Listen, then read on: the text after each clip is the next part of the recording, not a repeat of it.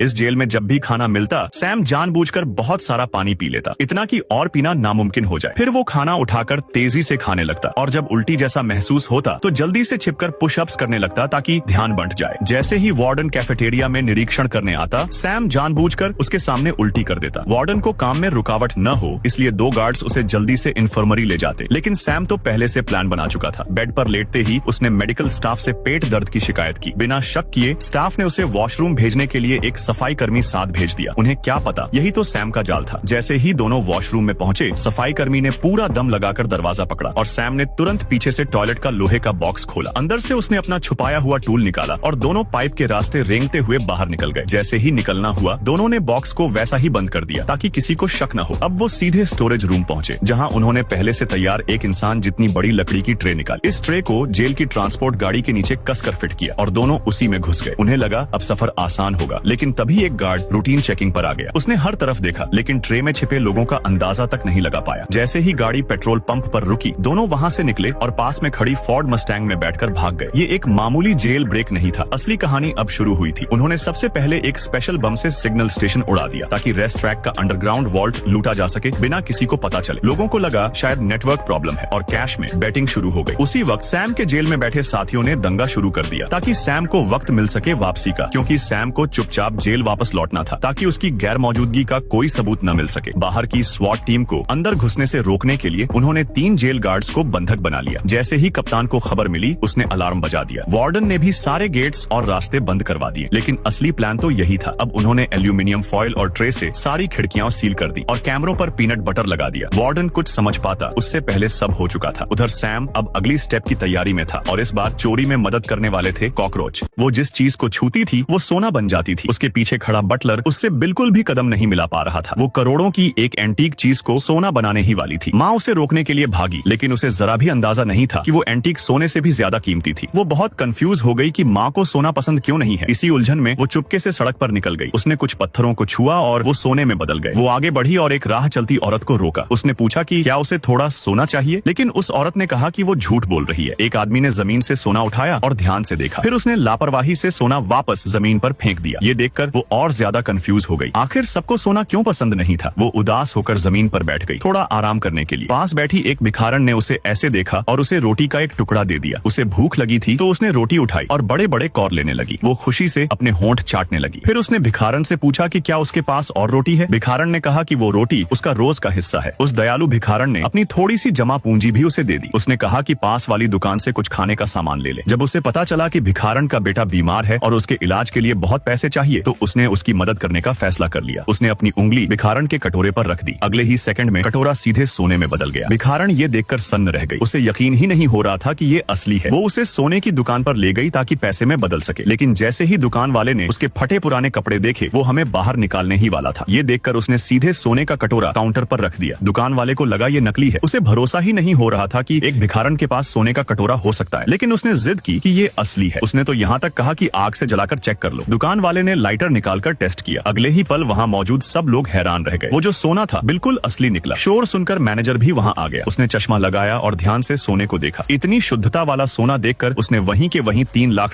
की कीमत लगा दी। भिखारन खुशी से रोने जैसी हो गई। अब उसके पास अपने बेटे के इलाज के पैसे थे। वो वहाँ से चुपचाप निकल गई। किसी की मदद कर पाने की खुशी उसे अंदर से बहुत सुकून दे रही थी। वो फिर से सड़क पर चलने लगी ऐसे लोगों की तलाश में जिन्हें सच में मदद की जरूरत थी। अब बताओ क्या अगर किसी के पास सब कुछ बदल देने की ताकत हो तो क्या असली खुशी खुद के लिए होगी या दूसरों के लिए।